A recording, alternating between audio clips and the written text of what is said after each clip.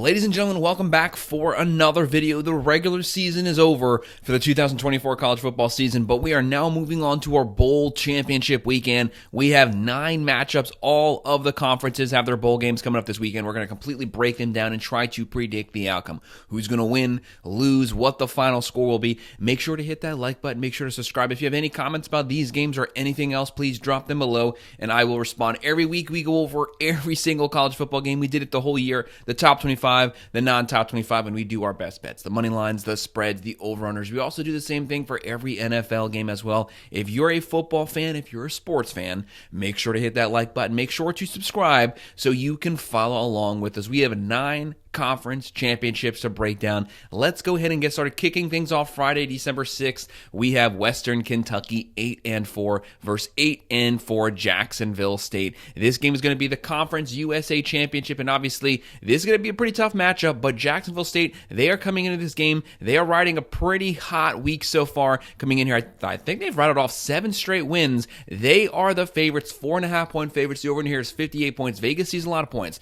Jacksonville State has a 64.4% chance to win this game. They're going to be led by Rich Rodriguez. None other than Rich Rodriguez. You know he's going to run the ball. You know he's going to run the ball a lot. But right now, Western Kentucky, they did have an up-tempo offense pretty much the last couple years. Kind of a little slower this season, but they still made their conference championship. They're closing in on 26.7 points per game. They throw for 281.6. They still love to air it out. They're running for 118.8, giving up 22.2 points a game. They have Veltkamp at the quarterback position, closing on 2,700 yards, 22 touchdowns, 10 picks. They have Young at running back, Johnson as the receiver. This is a team that's going to want to beat you vertically down the field, but Jacksonville State's only giving up 177 passing yards per game. They don't have a bad secondary, but their defense overall does leave a lot to be desired. They're averaging 35.4 points a game, throwing for 186.8, running for 257.4, one of the best top 10 rushing teams in the nation, and Western Kentucky gives up 208 on the ground. So you know Jacksonville State, Rich Rodriguez, they're going to line it up, they're going to run it at you and spread it out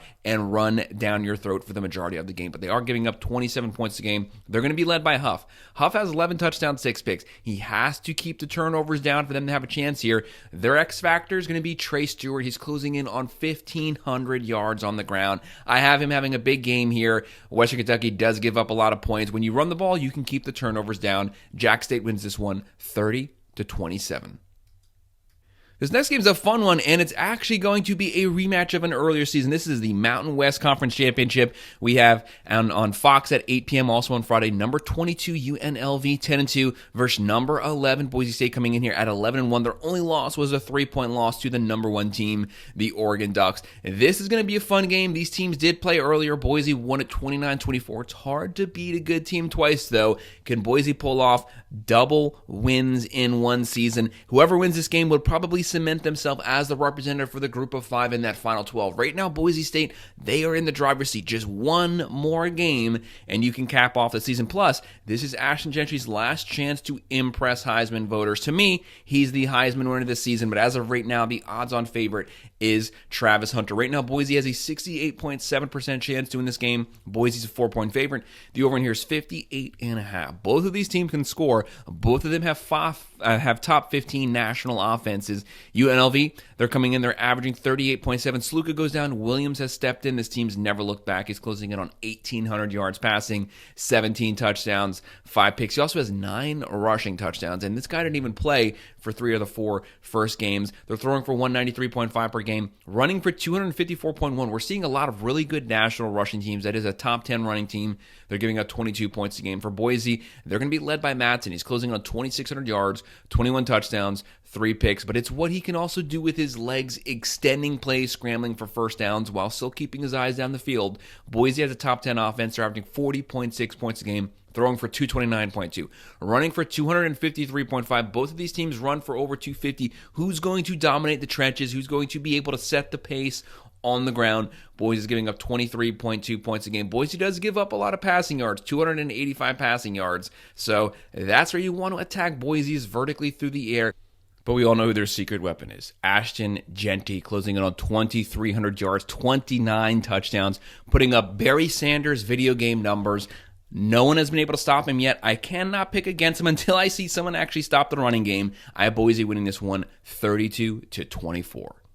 This next one's a pretty tough one. It's a 50-50 matchup at 8 p.m. on ABC. 17, Tulane 9-3. They are coming off of a loss. They just lost this game, so they're probably not going to be ranked once the new poll comes out. So they are probably out of the running to represent the group of 5. And then you have Army 10-1. There's still somehow a chance that they can represent the group of 5. That loss to Notre Dame hurts them. That's a really good loss, but their strength of schedule is pretty low. But they are 10-1 with the chance to finish 11-1 here. But right now, Tulane has a 66.5% chance to win this game. 5.5-point favorites. The over in here is 46.5. Tulane, they're averaging 39.1 points a game. Menson's been lighting things up vertically through the air, also on the ground. He is a mobile quarterback. They're throwing for 225.9, running for 212.9, only giving up 18.4 points a game. That's a top 25 defense. And for Army, they run the triple option. They suck up clock, own the time of possession. Some of their possessions are 10 to 12 minutes.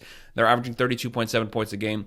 Daily at the quarterback is closing on 900 yards, 8 touchdowns, 1 pick. He has 25 rushing touchdowns right now to go along with 1,400 yards rushing on the ground. That's that triple option offense. They're throwing for 91.7. They run for 312.5 yards per game. The number 1 rushing team in the nation, and they're only giving up 15.1. This game's going to come down to the trenches, getting your defense off the field. Right now, Hughes for Tulane closing in on 1,400 yards himself. To me, Tulane has the more rounded offense. Obviously, they don't run a triple option. They do throw the ball, but their run game can keep up with Army's run game. Army, if you force them into 3rd and longs, is going to have some difficulties, but that's easier said than done. They've been successful running that triple option the whole season, but I have Tulane getting a win here. It's going to be a close game down to the 4th quarter. They win this one 27-21, but still, it would be really cool to see a Service Academy team finish 11-1. But this game's it's a toss-up to me.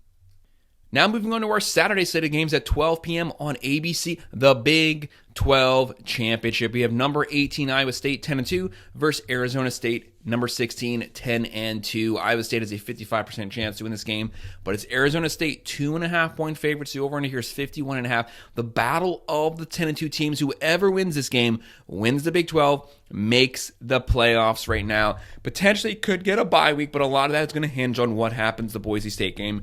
Right now for Iowa State, this is a Matt Campbell team. They play disciplined trench warfare football. Beck is closing in on 3,100 yards, 20 touchdowns, 8 picks.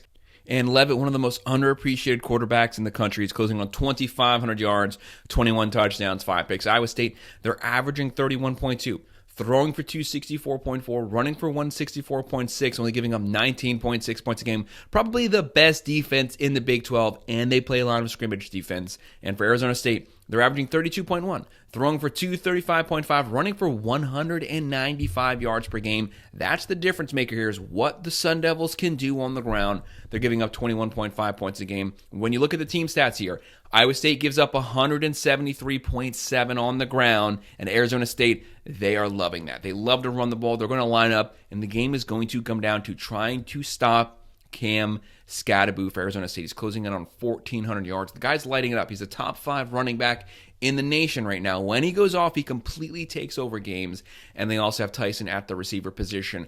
Iowa State will try to counter with the Becht-Higgins connection. Very, very good 1-2 quarterback receiver combo here, but can you stop Cam Skattebo? Can Matt Campbell dial up enough things on the defensive line to control the pace of this game?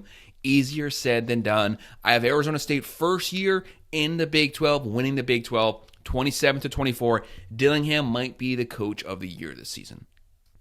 Then we have our MAC championship coming up on ESPN at 12 p.m. 9-3 Ohio versus Miami of Ohio at 8-4. Right now, Miami of Ohio has a 55.2% chance to win this game. They are 2.5-point favorites.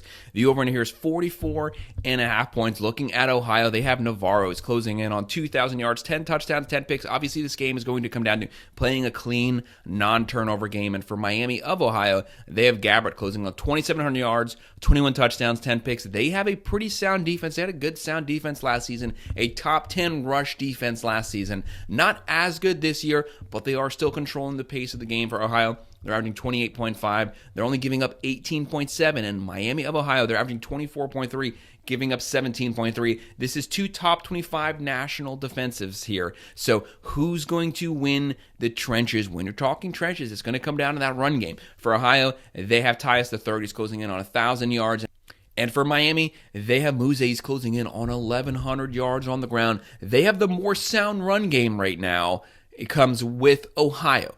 But Miami of Ohio and that run defense, can they control the pace here? Both of these teams have really good defenses. I can honestly see this one going either way. But Ohio, they're averaging 210 yards on the ground every game. To me, you'll be able to suck up clock, own the time of possession. They win this one 23-17. And now one of our massive matchups, the SEC Championship on ABC at 4 p.m. Number 7, Georgia 10-2 versus number 3, Texas 11-1. Texas 61.5% chance to win this game. 2.5-point favorites. The over here is 48.5. The story dominating this one. What is the health of Quinn Ewers? He's been pretty banged up, played pretty sloppy football this past weekend. But hey, they won. Texas has yet to have a ranked win in their entire 2024 schedule so far. Because obviously the Aggies are currently ranked, but when the new poll comes out, they're probably going to drop out of the top 25. Georgia did beat Texas handily first game of this season. Don't forget, well, their first matchup of the season. But it's hard to beat the same team twice in 1 year. Georgia, they're not off to a very good foot in their last game, getting an 8 overtime shootout with the Georgia Tech Yellow Jackets. That doesn't set up a lot of confidence coming into this game. Georgia's had a couple letdowns throughout the season. They almost got knocked completely out of the playoffs this past weekend. They're going to be led by Carson Beck, closing on 3,500 yards, 28 touchdowns, 12 picks. A lot of turnovers this season. A lot of picks, a lot of fumbles. They are way too pass happy. They still have, as of yet, to generate any type of consistent ground game this year. And the Texas Longhorns, Ewers, he did miss a couple games. He's closing on 2,400 yards, 24 touchdowns, 7 picks. Right now, Georgia, they're averaging 34.1. They're throwing for 308. They're running for 128. They're giving up 20.5 points a game. 20.5. That might be good for your normal team. When's the last time you saw Georgia's defense above giving up 15 points a game? This is the worst Georgia defense we've seen in probably 2 decades. It's not bad, but it's by far the worst, and Texas cannot wait to get the rematch here and get revenge for that first loss. Texas, they're averaging 34.8, throwing for 286.4, running for 175.5, only giving up 11.7 points per game. That's half of what Georgia gives up. Texas's defense, highly underrated this season. As of now, they still have a top 3 defense in the nation. Georgia, they have Frazier, they have Smith. Where's that running game though? But we know Georgia's talented. Number 2 overall talented team in the nation. Texas comes in at number 4, so they're nothing to scoff at. They have Ewers, Wisner, Helm, Bond, who is this year's worthy. Multiple weapons. I think Texas wins game 2. They win the SEC first year in the SEC. They take this one 33-24.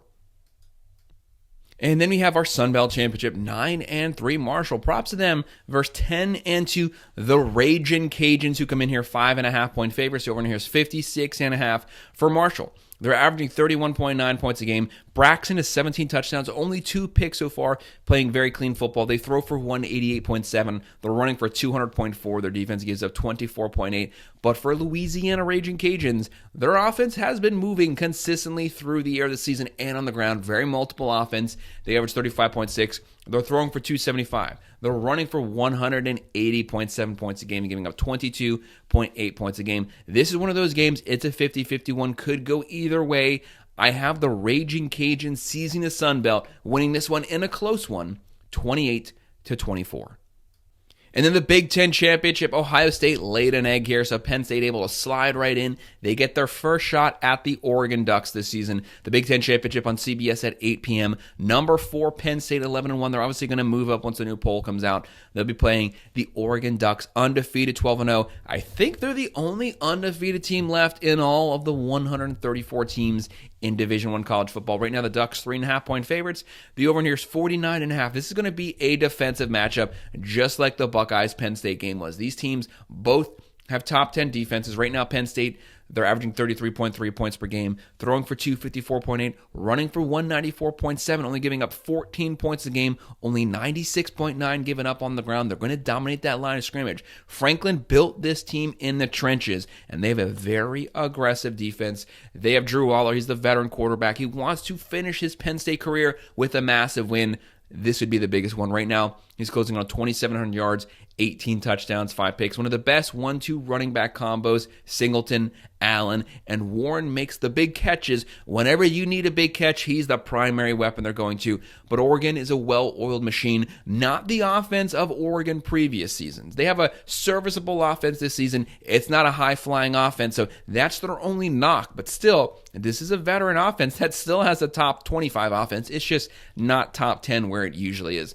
They are led by 15, 16-year senior Dylan Gabriel, closing on 3,300 yards, 24 touchdowns, 6 picks. He's also ran for 7 touchdowns. He can extend plays with his legs. They're averaging 35.2. They're throwing for 286.3. They're running for 170.9, only giving up 16.2 points per game. Also a top 15 defense in the nation. They have James closing in on 1,200 yards on the ground. They have Johnson. They have Stewart. They have the number 5 overall roster. Dan Lanning also built this team in the trenches. Their first year in the Big Ten, they want to win the Big Ten. After what happened last weekend to the Buckeyes, though, you don't want to underestimate any game. Penn State, when you have that defense, you can win any game. But I have Oregon winning this one second half, late third, early fourth quarter. That's when they take the lead, and that's when they control the pace. They win this one 28-20. And our final matchup at 8 p.m. on ABC, the ACC Championship game. Number 12, Clemson, 9-3. Obviously, they're going to drop, losing to South Carolina, versus number 9, SMU, 11-1. This game should have been Miami versus SMU, but Miami completely wet the bed there versus Syracuse. Right now, SMU, 2.5-point favorite. The over here is 56 points. To me, this game is going to be a very high-scoring game. Year 2 under Riley, Clemson looks like a much better offense. They have Cade Klubnik. He's closing in on 3,100 yards, 29 touchdowns, 5 picks. And for SMU, they have Jennings. Jennings, when he took over for Stone, this team never looked back. He can extend plays with his legs. When he runs, he picks up massive yardage on the ground. But through the air, closing in on 2,800 yards, 19 touchdowns, 7 picks. He has 4 rushing touchdowns. A very multiple type of offense, but both of these teams are going to cancel one another out on offense. It's going to come down to defense. It's going to come down to the trenches. Right now, Clemson, they're averaging 35.7, throwing for 285.3, running for 190.6, giving up 21.6 points per game. Not the Clemson defense of previous seasons, but it's serviceable. It does step up in big-time moments. They are a veteran team under Dabo. And SMU, props to Rhett Lashley, first year in the ACC. They are in the ACC Championship game. They're averaging 39.2. Throwing for 269.9, running for 177.9, only giving up 19.8 points per game, only giving up 95.8 on the ground. Yes, they've had one of the easiest schedules so far this season. It's not even close. I think their strength of schedule is like 105. It's very low, but you can't change who's on your schedule. You just have to beat the crap out of them, and that's what they've done. For Clemson, they have Maffa, they have Williams, they have the veteran playmakers, and for SMU, they have Brashard Smith. The transfer from Miami, closing in on 1,200 yards on the ground. They have Daniels Jr., but don't underestimate what Jennings can do, scrambling for first downs, bailing the team out in those third and long situations when the defense breaks down. He can take off run. He can grab that first down. I have that making the difference here, but Klubnik can also run. I have SMU winning this one 37-32. Really, Clemson doesn't need to be in the playoffs. They're 9-3. You don't want a 9-3 team to make the playoffs. But hey, if they win the conference, they win the conference and they are in. But this game's going to be a shootout. I could honestly see this game as a 50-50 pick'em. It could go either way right now, but I have SMU just barely winning it. So that's our breakdown. That's all of our predictions for our conference championships. Make sure to hit that like button. Make sure to subscribe. If you have any comments about these games or anything else, please drop them below, and I will respond. Thank you.